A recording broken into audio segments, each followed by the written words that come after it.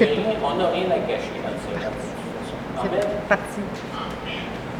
Alors, qu'est-ce que je disais donc? Si on vous partage en ce qui concerne l'état financier de l'Église, c'est que vous êtes l'Église. Et ce n'est pas dans le but de vous faire porter un fardeau à notre place, absolument pas. Vous savez, moi, je suis pasteur, ça fait plus de 30 ans maintenant. Et quand j'ai reconnu l'appel de Dieu sur ma vie pour le servir dans le ministère, ce que Dieu plaçait sur mon cœur, c'était d'être un faiseur de temple, comme l'apôtre Paul. L'apôtre Paul exigeait rien des églises. Les églises qu'il fondait n'exigeaient rien de ceux à qui il partageait l'Évangile. L'apôtre Paul gagnait lui-même sa vie en faisant des temples. Et par la suite, quand il y avait un petit peu d'argent avec lui, il partait pour la mission, il partait pour faire l'évangélisation telle que Dieu l'avait appelé à faire. Et c'est ce que Dieu a placé sur mon cœur. Moi, ça fait 30 ans que je suis pasteur dans des églises. La première église où j'ai été comme pasteur principal, c'était pour une fondation d'église à Alexandria, en Ontario. J'ai accepté ce poste-là comme un faiseur de temple, sans aucune rémunération. Et après 5 ans, une fois que l'Église a été mise en place, une fois que l'Église pouvait fonctionner et une fois que l'Église avait maintenant des revenus qu'elle pouvait verser des revenus nécessaires pour se payer un pasteur, j'ai donné ma démission. Puis je suis allé vers une autre Église qui était en difficulté pour faire un recommencement d'Église. Et c'est celle dans laquelle je me trouve présentement à Montmagny, puisque je suis là maintenant depuis plus de 20 ans. Et vous savez, depuis que je suis à Montmagny, quand je suis arrivé à Montmagny, j'ai été 6 ou 7 mois sans aucun soutien quelconque de l'Église là-bas. Après 6 ou 7 mois, peut-être même 8 ou 9 mois, je ne sais pas exactement, on a commencé à me verser une allocation pour mes déplacements. Parce que quand même, j'absorbais des dépenses pour l'Église, pour visiter des gens, rencontrer des gens, pour les déplacements que le ministère peut exiger. Et puis ça fait 20 ans maintenant que je suis là-bas. Et le seul avantage financier que j'ai là-bas depuis quelques années déjà, c'est une allocation hébergement de 700 $. Depuis, on a acheté, moi et mon épouse, c'est mon épouse qui est le soutien vraiment financier de la famille chez nous. La famille, maintenant, il y a juste moi et mon épouse, mais au début, quand on a fait le ministère, ma jeune fille avait seulement 4 ans et mon fils 8 ans. On avait quand même des enfants en charge, mais j'ai toujours travaillé sans rémunération.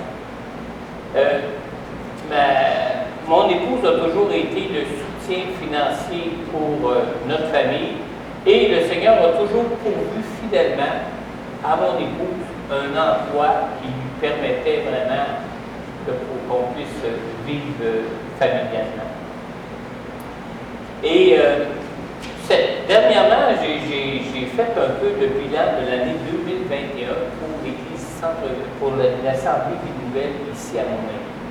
Et vous savez, mensuellement, l'Église a des frais d'opération qui lui coûtent un peu plus que 3 000 $ par mois. Exactement, là, avec les comptes qui rentrent à chaque mois, la seule chose qui manque peut-être là-dessus, c'est l'hydronormiélose. Il y a des coûts d'environ 3 $3,81 à chaque mois qu'on a à rencontrer. D'accord? Quand on fait la moyenne des dons, des dîmes, des offrandes, de tout ce que l'Église a reçu de la part des participants de l'Église, de la part de ceux qui soutiennent financièrement l'Église durant l'année 2021, on reçoit en moyenne 2 000 $ par mois. Alors, c'est vite compté, hein? On est à peu près déficitaire de 1 000 $ à chaque mois pour tenir l'Église en opération. D'accord? Moi, je reçois à l'Assemblée des Nouvelles un montant de 700 $ par mois pour l'allocation hébergement. On a notre propre maison à Montmagny maintenant, qui est à Cap-Saint-Ignace depuis 2005. On a acheté cette maison-là en 2005. On logeait auparavant dans le logis qui appartient à l'Église, qui est au-dessus de la salle de réunion là-bas à l'église à Montmagny. Et puis, on avait loué ce logis-là, une fois que j'ai acheté la maison, on avait loué, l'église l'avait loué, qui équivalait à peu près au prix qui me verse maintenant en allocation d'hébergement. Il y a 2 ans, quand Pasteur Corneille s'est joint à notre église, le locataire qui était dans le logis, c'est toute salle. Il n'y a pas d'hasard dans le Seigneur. Hein? La journée où le Pasteur Corneille m'a dit « j'ai besoin d'un logis », la même semaine, le locataire donnait son avis de départ. Puis, ça faisait des années qu'il était là, puis on a, à ce moment-là, accordé le logis à Pasteur Corneille. Et Pasteur Corneille, il ne reçoit pas d'allocation hébergement de notre part, mais il y a un logis fourni, un logis qu'on pourrait louer aujourd'hui facilement à 1 000 $ par mois, qui est chauffé, qui est éclairé, un grand logis, là, qui a 3 chambres à coucher, salle de bain, cuisine, salon, etc. Grand salon. Il y en a qui sont déjà été de toute façon chez Pasteur Corneille. Et puis, vu que c'était le seul soutien financier qu'on pouvait lui offrir,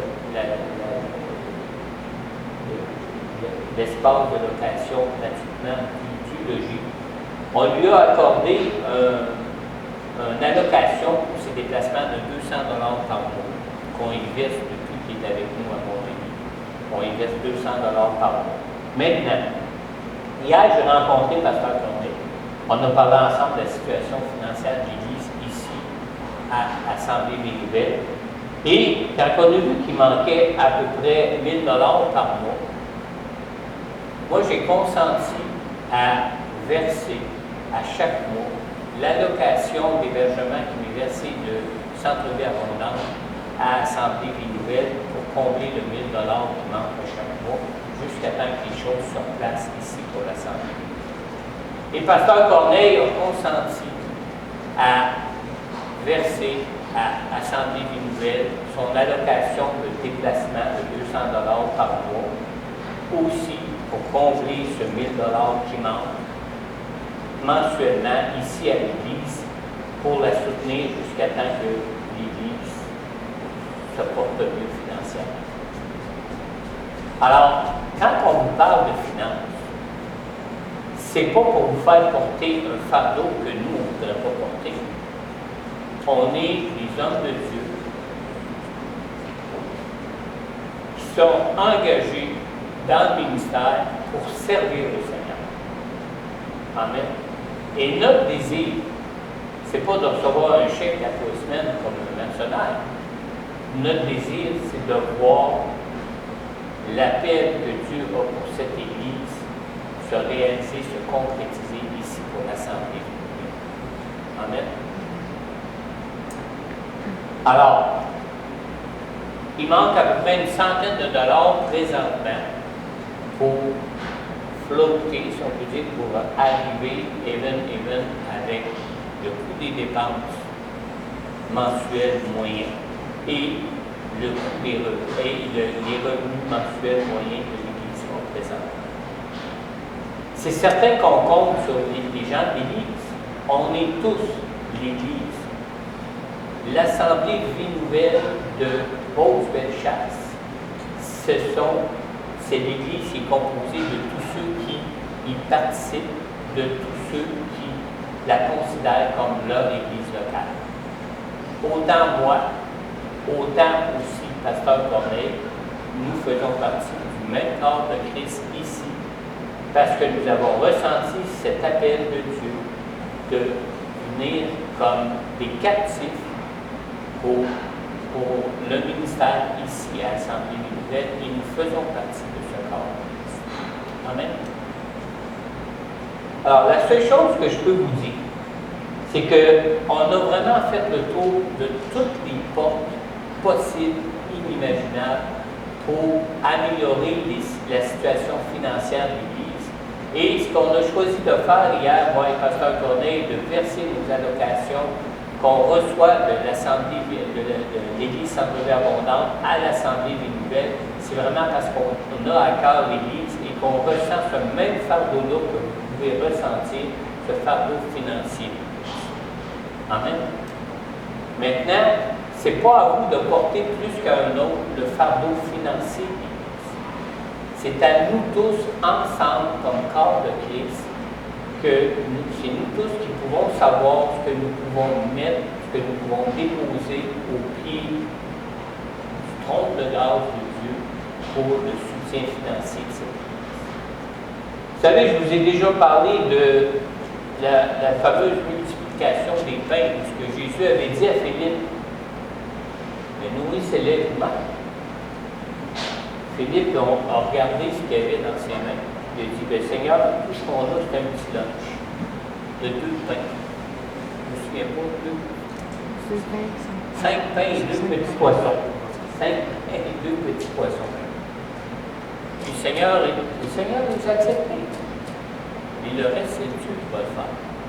Alors, c'est à nous de regarder ce que nous avons à notre disposition, chacun de nous personnellement, qu'on peut déposer au pied du trône de grâce de Dieu pour son Église, pour notre Église, pour nous, en fin de compte, qui sommes son Église, pour répondre à l'appel que Dieu a porté, nous, ici, dans cette région, en tant qu'Église et l'Assemblée bénévole Beauce-Rochers. Amen. Mais quand on vous en parle, c'est pas pour fouiller dans vos poches. C'est pas pour assurer notre salaire, on n'en a pas de salaire.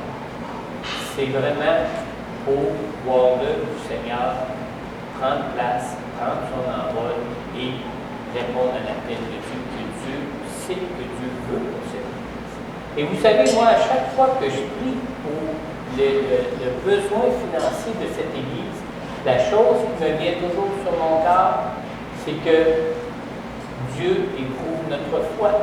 C'est pas parce que Dieu n'a pas les moyens de faire vivre cette Église miraculeusement du jour au lendemain. On l'a chanté, il est tellement bien chanté ce matin. Dieu, il est tout puissant. Mais Dieu éprouve notre foi. Dieu éprouve notre foi en lui. Dieu éprouve notre foi de différentes façons à travers ces épreuves de foi. C'est pas une épreuve de foi où ce qu'on se dit, Seigneur, on peut-tu te voir agir? On veut te voir agir. Mais moi, je peux vous dire que je l'ai vu agir durant ces 18 derniers mois qu'on est avec vous ici. On l'a vu agir parce que si on aurait écouté certaines personnes, l'Église serait déjà fermée. L'Église serait déjà fermée. Ça, j'en suis convaincu. Mais ce n'est pas la volonté de Dieu que cette Église soit fermée. Si ce serait la volonté de Dieu que cette Église serait fermée, soyez assurés qu'on ne fera pas tous les efforts qu'on fait là. On croit, puis on a même fait l'exercice ensemble l'été dernier, on croit fermement que l'on est dans la volonté de Dieu en gardant ce bâtiment et qu'on est dans la volonté de Dieu parce qu'on sait, on a reconnu ensemble que c'est Dieu qui a placé toutes les choses pour que ce bâtiment devienne un bâtiment qui serait utilisé par l'Assemblée bénévole de Beauce-Rochers. Amen. Alors, prenez le temps de prier. Prenez le temps de parler avec le Seigneur, mais prenez surtout le temps d'être à l'écoute du Seigneur. La parole de Dieu nous dit de faire tout ce que notre main trouve bon de faire. Alors, quand on aura fait tout ce que notre main trouve bon de faire, inquiétez-vous pas, le reste, c'est Dieu qui va le faire, et là, on pourra dire, oh, qu'on le voit agir et qu'il est le Dieu tout-puissant. Amen. Amen. C'est tout concernant maintenant la situation financière de l'Église. Je ne sais pas si je devrais peut-être ajouter quelque chose là-dessus, ou peut-être certains d'entre vous ont des questions. Je vais prendre le temps d'y répondre si vous avez des questions, mais sachez qu'on est avec vous dans tout ça et que nous-mêmes, on s'offre autant que c'est possible pour nous à être un soutien pour cette Église autant que vous pouvez l'être vous-même personnellement. Amen. Est-ce qu'il y aurait des questions?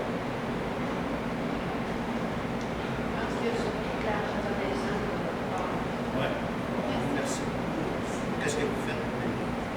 Sachez que nous, on ne cherche pas de la reconnaissance. On apprécie beaucoup votre reconnaissance face à ça.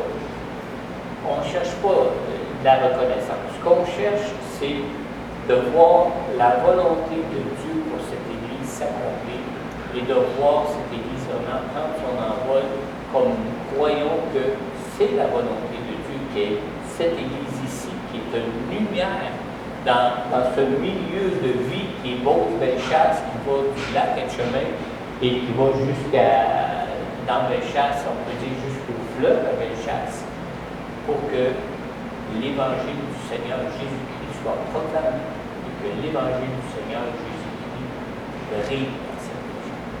Amen. Amen. Mais on apprécie vraiment quand même votre organisation. Je vais juste prendre un temps de prière pour la situation financière. Père éternel, on sait que c'est toi qui nous as plantés ici, qui as planté ton Église ici dans cette région. Et nous avons ensemble reconnu, Seigneur Dieu, que ta volonté était que nous puissions aller de l'avant avec cette Église. Seigneur, merci. Merci d'éprouver notre foi, Seigneur Dieu, comme tu l'as fait aussi avec Philippe et les disciples, Seigneur Dieu, le jour où tu as toi-même multiplié les pains, Seigneur. Merci, Seigneur Dieu, parce que tu ne nous demandes jamais rien qui ne sont pas dans nos possibilités à nous, Seigneur. Tu ne nous demandes jamais, Seigneur Dieu, car toi, tu es le Dieu de l'impossible. Et tu es le Dieu qui peut faire même au-delà de tout ce qu'on peut prétendre être possible pour nous, Seigneur. Car tu es le Dieu de l'impossible, le Dieu de l'infini, Seigneur. Seigneur, toi-même, tu as vu dès la fondation du monde, Seigneur, les problèmes que nous puissions rencontrer ici dans cette Église. Et tu as vu dès la fondation du monde, Seigneur Dieu, notre besoin que nous avions, Seigneur Dieu, d'être affermis dans la foi, Seigneur Dieu, pour connaître tous les plans de bénédiction que tu as dans ta volonté pour chacun d'entre nous qui faisons partie de cette Église et pour ton Église en particulier qui se trouve ici dans Beauce-Bellechasse. Seigneur, on te prie, Seigneur, de nous donner dans nos cœurs, Seigneur Dieu, une paix en ce qui concerne, Seigneur Dieu, le fait que nous reconnaissons que tu es celui qui bâtit ton Église. Une paix face au fait que toi-même tu as dit, Seigneur Dieu, que le séjour des morts ne prévaudrait point contre ton Église. Et Seigneur, je te prie d'ouvrir les yeux de nos cœurs, Seigneur, afin que nous puissions voir, comme ça a été mentionné même durant ce temps de louange, que nous puissions voir ton armée céleste, Seigneur Dieu, qui est à l'œuvre, Seigneur, pour le développement, pour l'affermissement et pour l'avancement de cette Église ici dans cette région. Donne-nous ta grâce, Seigneur Dieu, pour reconnaître tout ce qui nous vient de ta main, Seigneur Dieu, et pour avoir un cœur reconnaissant envers toi, Seigneur Dieu, de tout ce que tu fais pour cette Église et pour tout ce que tu vas faire même pour cette Église. On te demande par le nom puissant de Jésus. Amen. Amen. Amen. Je vais vous écrire maintenant. Excusez, j'ai aussi la vie.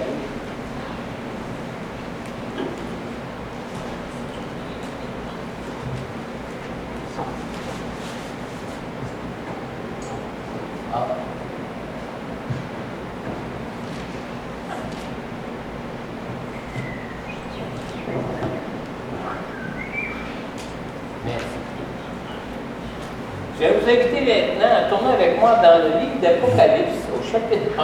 On va lire le verset 1 à 8. Apocalypse, chapitre 1. Le verset 1 à 8. Cette prédication que je vous apporte ce matin, je l'ai apportée il y a 2 semaines à Montmagny, suite au premier message que je vous avais apporté quand on travaillait encore en culte conjoint, juste avant qu'on réouvre l'Église. Mais ce n'est pas le même message que la première fois. Je l'ai appelé du même titre, bientôt que le premier message, mais c'est un deuxième message qui porte le même titre et qui concerne un petit peu les mêmes 3 premiers versets qu'on avait vus la première fois il y a le 13 février dernier. Alors, on est ici dans Apocalypse au chapitre 1. versets 1 à 8. Révélation de Jésus-Christ. Dieu la lui a donné pour montrer à ses serviteurs ce qui doit arriver bientôt et l'a fait connaître en envoyant son ange à son serviteur Jean. Celui-ci l'a attesté. Tout ce qu'il a vu est la parole de Dieu et le témoignage de Jésus-Christ. Heureux celui qui lit et ceux qui écoutent les paroles de la prophétie et gardent ce qui s'y trouve écrit, car le moment est proche. De la part de Jean aux 7 églises qui sont en Asie, que la grâce et la paix vous soient données de la part de Dieu, celui qui est, qui était et qui vient, de la part des 7 esprits qui sont devant son trône, et de la part de Jésus-Christ, le témoin fidèle, le premier-né d'entre les morts et le chef des rois de la terre. À celui qui nous aime, qui nous a lavés de nos péchés par son sang et qui a fait de nous un royaume, des prêtres pour Dieu son Père. À lui soit la gloire et la domination au siècle des siècles. Amen. Le voici qui vient avec les nuées. Tout œil le verra, même ceux qui l'ont transpercé. Et toutes les familles de la terre pleureront amèrement sur lui. Oui, Amen.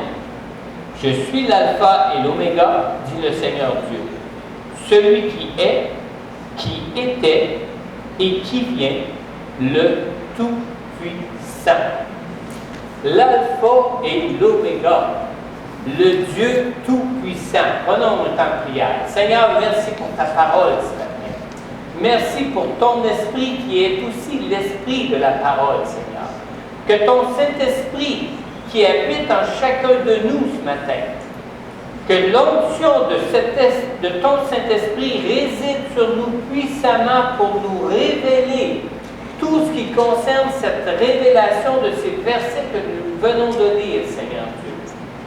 Que ton Saint-Esprit qui convainc de péché, de justice, de jugement, que ton Saint-Esprit qui nous enseigne toutes choses, que ton Saint-Esprit qui peut nous révéler toutes choses de toi, Seigneur Dieu, puisse agir puissamment sur chacun de nous ce matin à travers ce message, à travers ta parole que tu nous as donnée, Seigneur Dieu, qui nous est consignée dans la Bible, dans cette parole qui est de toi, Seigneur. Agis dans ta grâce, Seigneur, et que l'ennemi n'ait aucun accès à nos pensées, aucun accès dans nos cœurs pour nous détourner de ce message que tu as pour chacun de nous ce matin. Dans le nom puissant de Jésus. Amen. Amen. Comme je vous l'ai dit tantôt, ce message, comme le premier, s'intitule « Bientôt ». On vient de lire dans Apocalypse 1, dans le premier verset, dans la première partie du verset de Apocalypse 1:1, révélation de Jésus-Christ. Dieu la lui a donné pour montrer à ses serviteurs ce qui doit arriver bientôt. Quand on dit bientôt, ça dit bientôt. Nous avons vu que des serviteurs de Dieu, dans la première prédication, que des serviteurs de Dieu étaient avant tout des croyants en Jésus-Christ qui gardaient les révélations de sa parole. Maintenant, les révélations de Dieu dans le livre de l'Apocalypse ne nous ont pas été données seulement pour nous informer de ce qui doit arriver bientôt. Le message du livre de l'Apocalypse nous a aussi été donné pour créer le désir de retrouver prochainement Jésus et pour nous préparer à notre rencontre avec lui. Parce que quand on dit Jésus revient bientôt, c'est qu'un jour il va revenir. Et la journée où il va revenir, nous sommes appelés à aller à la rencontre avec lui dans le ciel. Alors le message du livre de l'Apocalypse nous a été donné aussi pour créer ce désir de retrouver Jésus très prochainement. Et ce désir aussi de nous préparer à notre rencontre avec lui. Au verset 3, on a lu « Heureux celui qui lit et ceux qui écoutent les paroles de la prophétie et gardent ce qui s'y trouve écrit, car le moment est proche, c'est pour bientôt. Alors vous savez, les serviteurs de Jésus ont une crainte de Dieu, crainte qui les pousse à se préparer pour le retour prochain de l'époux, leur Seigneur. Et nous trouvons une description d'un serviteur. On le trouve dans Apocalypse au chapitre 19 au verset 5, où ce qu'on lit ici, Apocalypse chapitre 19 verset 5, on lit ici une voix sortie du trône et dit « Louez notre Dieu, vous tous ses serviteurs. » Écoutez bien ce que ça dit, « Vous qui le craignez, petits et grands. » Alors, quand on est ici, vous tous ces serviteurs qui le craignez, on peut donc se poser la question à savoir, mais quel avantage avons-nous à servir le Seigneur avec crainte? Mais savez-vous que la Bible nous parle de plusieurs avantages qu'on a à servir le Seigneur avec crainte? Avec la crainte de Dieu, avoir la crainte de Dieu nous permet d'acquérir sa sagesse. Proverbe 9, au verset 10, on lit « Le commencement de la sagesse, c'est quoi? C'est la crainte de l'Éternel, la connaissance du Dieu saint. Voilà en quoi consiste l'intelligence. » Et la parole de Dieu nous dit aussi, dans le psaume 111, au verset 10, « La crainte de l'Éternel est le commencement de la sagesse. Tous ceux qui respectent ses décrets ont une raison saine. Sa gloire subsiste à perpétuité. » Donc, avoir la crainte de Dieu, ça dispose nos cœurs à avoir des motifs purs, de façon à servir le Seigneur en glorifiant Dieu dans nos vies. Amen. Proverbe 8, 13 aussi. On lit ici, « Craindre l'Éternel, c'est détester le mal, l'arrogance, l'orgueil, la voix du mal et la bouche perverse, voilà ce que je déteste. » Alors, un croyant qui a la crainte du Seigneur, c'est un croyant qui rejette le mal, c'est un croyant qui rejette le péché. Et ce croyant peut ainsi servir pour la gloire de Dieu dans sa vie. Amen. À sa première venue dans ce monde, Jésus a dit au peuple d'Israël, vous savez, à Israël qui était le peuple qui était choisi par Dieu pour servir à la gloire de Dieu dans le monde, Jésus leur a expliqué ceci. Dans Matthieu, chapitre 15, au verset 11, Jésus leur a dit, « Ce n'est pas ce qui entre dans la bouche qui rend l'homme impur, mais ce qui sort de la bouche. Voilà ce qui rend l'homme impur. » Et au Proverbe 4, verset 23, ce proverbe nous dit, « Garde ton cœur plus que toute autre chose, car de lui jaillissent les sources de la vie. » Et le verset 24 qui suit précise ceci. Il précise ceci en disant, « Écarte de ta bouche la fausseté, éloigne de tes lèvres les détours. » Alors, croyez-vous que quelqu'un qui n'a pas la crainte de Dieu puisse arriver à garder un cœur pur pour servir à la gloire de Dieu au milieu de ce monde de ténèbres? Je pense que ce serait vraiment difficile. Il faut marcher dans la crainte de Dieu pour vraiment recevoir de Dieu toute sa sagesse, pour vraiment garder un cœur pur, pour détester le péché, pour ne pas marcher comme ce monde marche, comme si Dieu n'existait pas dans ce monde. Alors vous savez, craindre le Seigneur dans ce monde, c'est une richesse pour celui qui croit en Jésus et pour celui qui place en lui toute son espérance. Dans Isaïe 33, au verset 6, on lit que Dieu assure la sécurité de notre existence. Il te fournit en abondance le salut, la sagesse et la connaissance.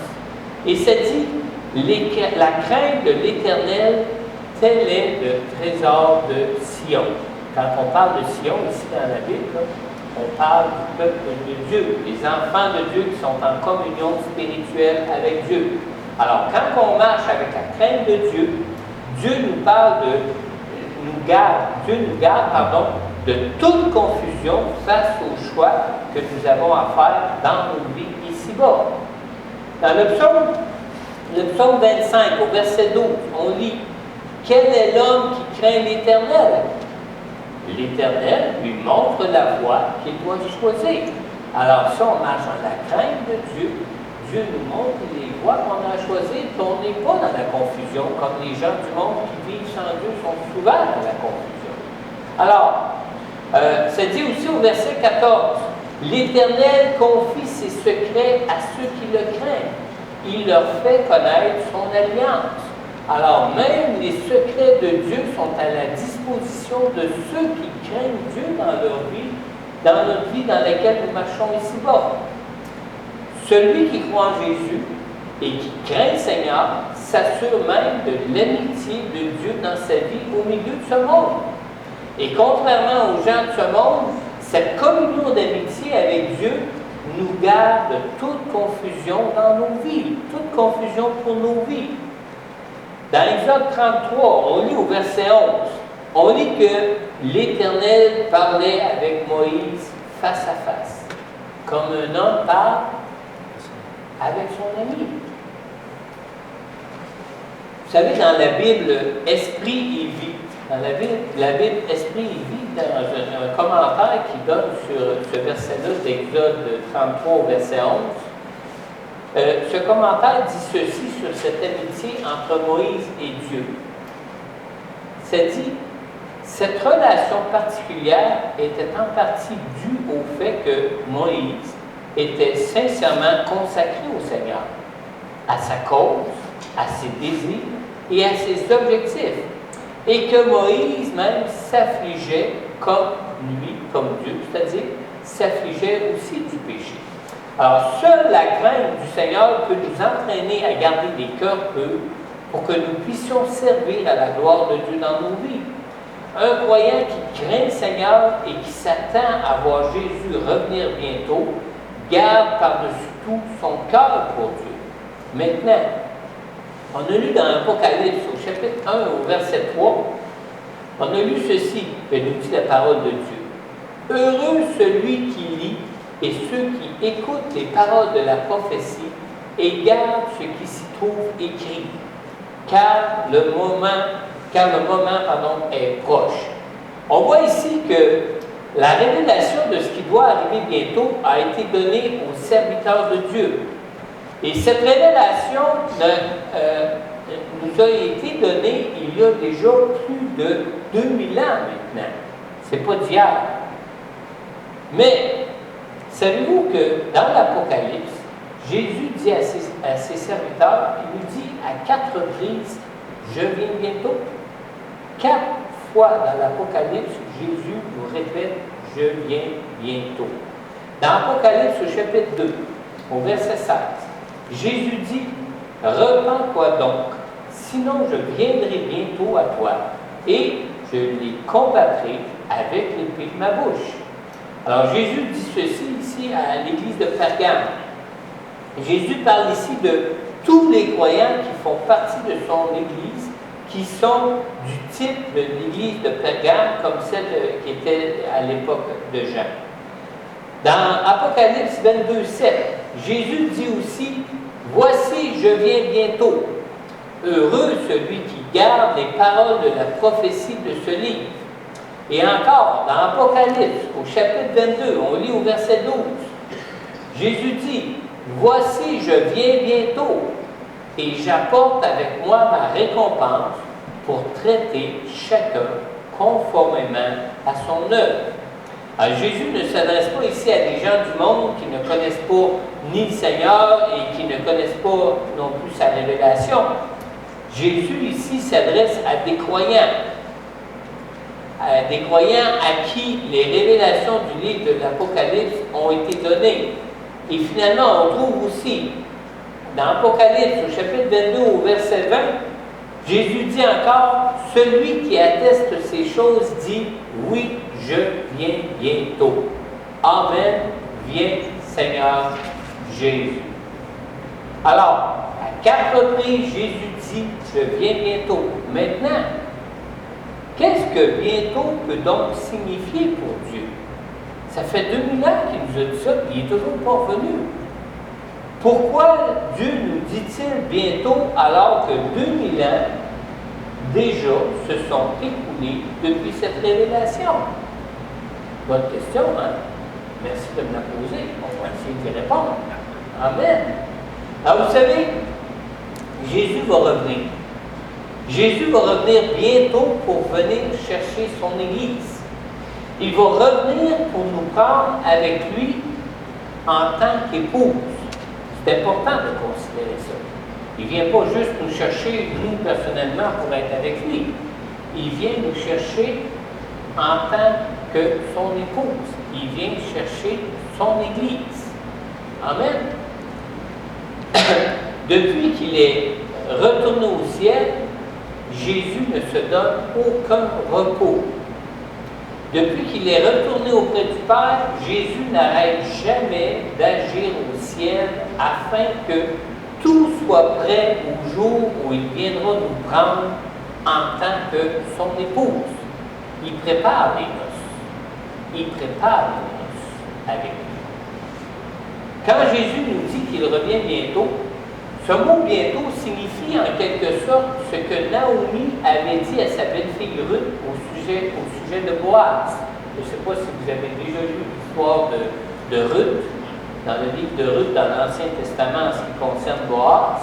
On sait que la descendance de Jésus passe à travers Boaz et Ruth.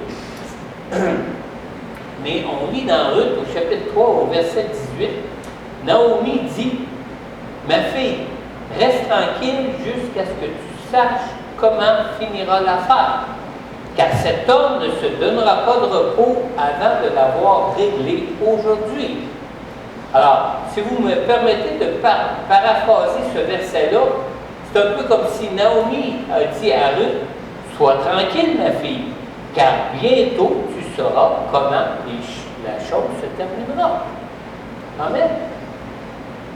Alors, le Seigneur est dans une situation, depuis qu'il est au ciel, comme ça a été le cas pour Boaz. Une situation où il ne se donne aucun repos avant qu'il n'ait terminé l'affaire en question, avant qu'il nous ait préparé vraiment pour la noce. On lit aussi, dans Jean, au chapitre 14, du verset 1 à 3, nous avons cette promesse de Jésus pour nous. On lit premièrement au verset 1 que Jésus nous dit que votre cœur ne se trouble pas. Croyez en Dieu, croyez aussi en moi. Et il dit au verset 2, il y a beaucoup de demeures dans la maison de mon Père. Si ce n'était pas le cas, je vous l'aurais dit. Je vais vous préparer une place. Et finalement, il nous dit au verset 3, et puisque je vais vous préparer une place, je reviendrai et je vous prendrai avec moi, afin que là où je suis, vous y soyez aussi. Alors, on voit que Jésus s'affaire maintenant à nous préparer une place, car il revient bientôt. Il revient bientôt nous chercher en tant qu'épouse. Et quand on est fiancé, on prépare notre mariage, n'est-ce pas? Ceux qui sont mariés ici, hein, vous vous souvenez de vos temps de fiançailles? Il y en avait-tu des choses à penser? Il y en avait-tu des choses à préparer? Il y en avait-tu des choses à planifier? C'est ce que Jésus fait sans tarder, sans relâche, depuis qu'il est retourné au ciel auprès du Père. Et quand on se fiance même 1 an d'avance, quand on se fiance même 2 ans d'avance, quand on se fiance longtemps même avant notre mariage, tout ce temps de fiançailles est en réalité un temps où on dit « je me marie bientôt ». Il faut se préparer, il faut être prêt pour la noce. N'est-ce pas? C'est ce que signifie le bientôt pour Dieu, ou ce qui travaille sans relâche. Jésus s'affaire maintenant à nous préparer une place, car il revient bientôt nous chercher en tant qu'épouse. Quand on est fiancé, on prépare notre mariage, et lorsque nous sommes sur le point de nous marier, nous n'avons rien d'autre de penser que celle d'être réunis avec notre épouse. On a hâte du jour où nous demeurerons ensemble. Amen. Jésus va revenir nous chercher en tant qu'épouse. Alors Jésus va revenir chercher son épouse, c'est-à-dire une Église qui sera pure, une Église qui sera sainte, une Église qui sera revêtue d'une robe blanche, éclatante et sans tache. Il va venir nous chercher pour la noce. Il ne faut pas oublier ça. Donc, non seulement il nous prépare une place, mais il nous prépare aussi en tant qu'épouse. Jésus est monté au ciel où il se tient à la droite de Dieu dans les cieux pour intercéder pour nous auprès du Père. Et ça, c'est dans le but de nous préparer. Auprès du Père qui, lui, est prêt à remettre toutes choses à son Fils, entre les mains de son Fils, qui bientôt va épouser son Église. Alors, non seulement Jésus nous prépare une place avec lui au ciel, mais il nous prépare aussi en tant qu'épouse pour que nous soyons comme lui, à son image, pour que nous soyons purs et sans tache. Dans l'Apocalypse, au verset 6, on a lu, dans le chapitre 1, verset 6, on lit que Jésus fait de nous un royaume, des prêtres pour Dieu son Père. À lui soit la gloire et la domination au siècle des siècles. Amen.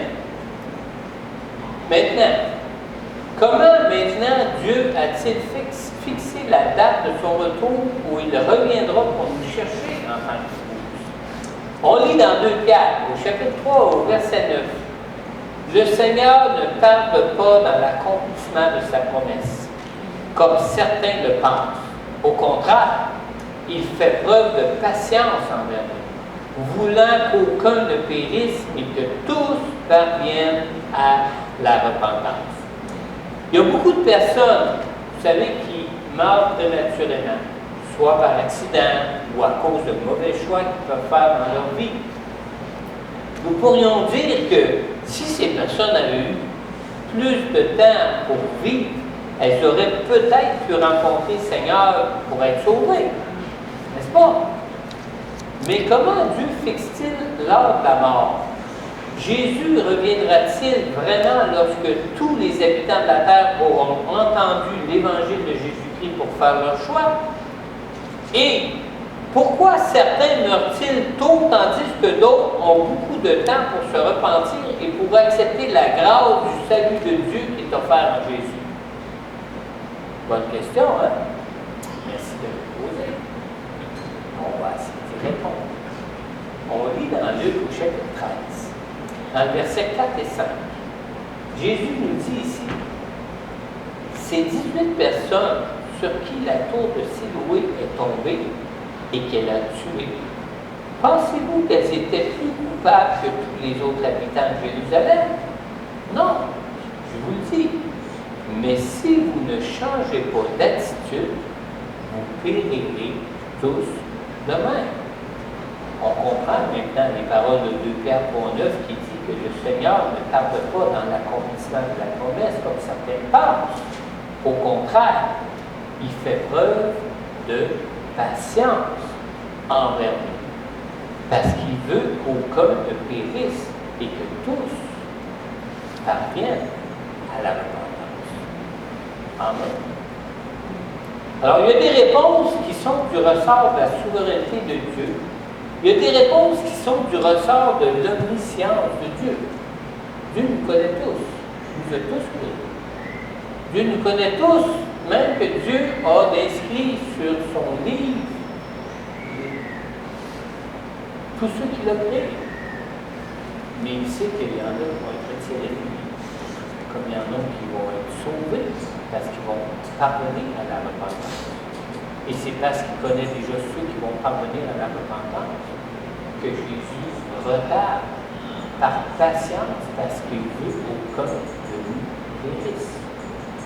Amen.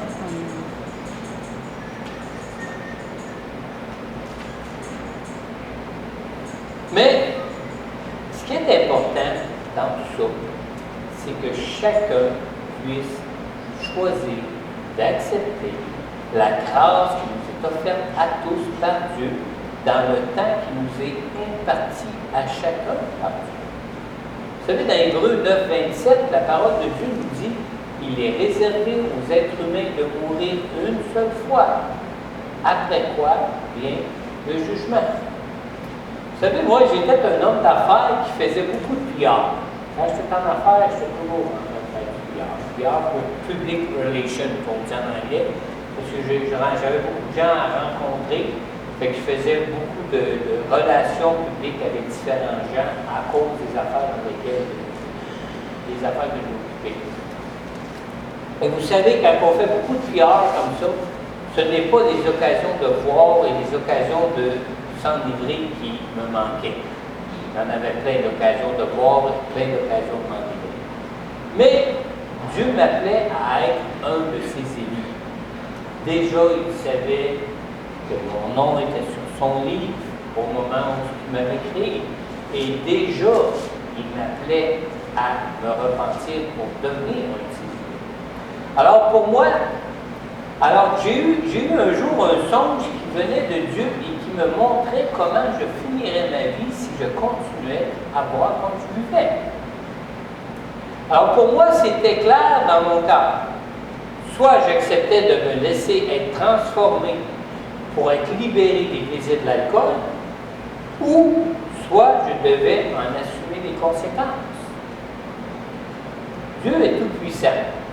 Et vous savez, Dieu sait parler au cœur de tous et de chacun. Mais nous, sommes-nous capables d'être à l'écoute de Dieu dans nos cœurs pour accepter sa grâce d'être sauvés par lui? Maintenant, ceci étant dit, quand Jésus nous dit « je viens bientôt », qu'est-ce que ce « bientôt » signifie pour nous-mêmes? On vient de voir ce que ça signifiait pour Dieu quand il nous dit qu'il vient bientôt. Mais qu'est-ce que ce « bientôt » signifie pour nous-mêmes? Que veut dire ce « bientôt » pour toi, pour chacun d'entre nous ici?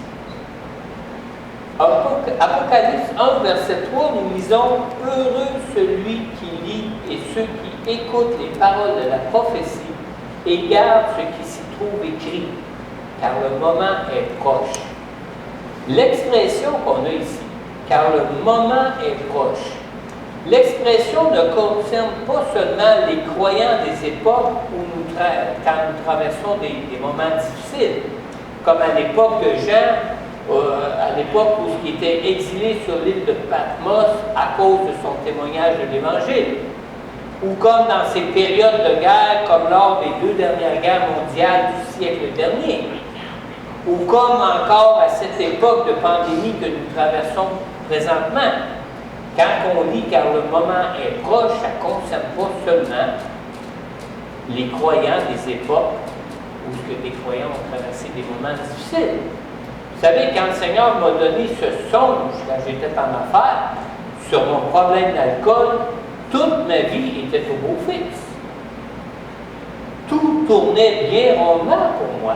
Il n'y avait rien qui allait mal, il n'y avait rien qui était difficile pour moi à cette époque-là. C'est pas vrai. Jésus va... les bientôt donnés par Jésus dans le livre de l'Apocalypse nous concernent tous personnellement. Même quand tout tourne très rondement pour nous dans nos vies. Ça nous concerne. Dieu est souverain. Et Dieu a imparti à chacun un temps pour se repentir. Alors, même si Jésus ne revenait pas nous prendre maintenant, si je devais mourir à l'instant pour une raison quelconque,